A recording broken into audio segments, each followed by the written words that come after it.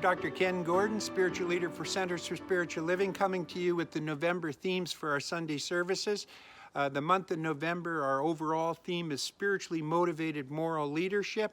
And today, or this week, this Sunday, is given to us by Reverend Alice Reed, who's the spiritual director of Centers for Spiritual Living, Santa Cruz, California. And her topic is leading from the heart. Leading from the heart means being congruent with what we hold and what we hold to be true. It means coming from that sense of our own love and that sense of our own knowledge of what goes on in the world around us. It's time for each and every one of us to understand that when we do that, what happens is that we open the door for the transformation that we want to see to create a world that works for all and to awaken our own selves and awaken our own beings. You know, I've always enjoyed and I sometimes utilize the Muslim form of prayer, which is to bow and put one's head below one's heart, to be able to actually put your forehead on the ground and allow your heart to be higher and more important in your life than your mind and your intelligence. It's all about that surrender, and leading from the heart means surrendering to what your feelings are despite what the outward form looks like. To know that when you have hatred, what happens is you create hatred and bring hatred into your life and help it expand in the world around us, or anger or any other negative emotion, which is perfectly okay to have, but we must realize that when we feed it, what happens is it grows in the world around us.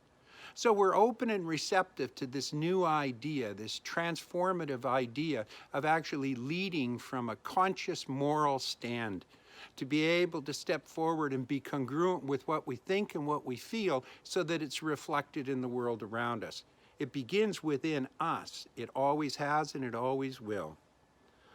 Dr. Holmes in the Science of Mind text points out, in an intelligent study of the teachings of the science of mind, that we come to understand that all is love and yet all is law. Love rules through law. Love is the divine givingness. Law is the way. Love is spontaneous, law is impersonal. We could choose to study the nature of reality with this in mind, and in this way avoid the grave mistakes, either viewing life as made up only of spontaneous actions, irrespective of law and order. But as we gain the broader viewpoint, we see that life must contain two fundamental characteristics. We see that there is an infinite spirit operating through an infinite and immutable law, and in this cosmos and not chaos finds an eternal existence in reality. Love points the way and law makes the way possible. So we can recognize and realize that really the heart is the leading way.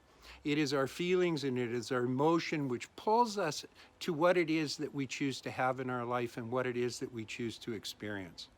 It gives us the opportunity to really awaken our own being to the beauty and the magnificence of life all around us, not some of the time, but all of the time, no matter what the circumstance, no matter what the situation.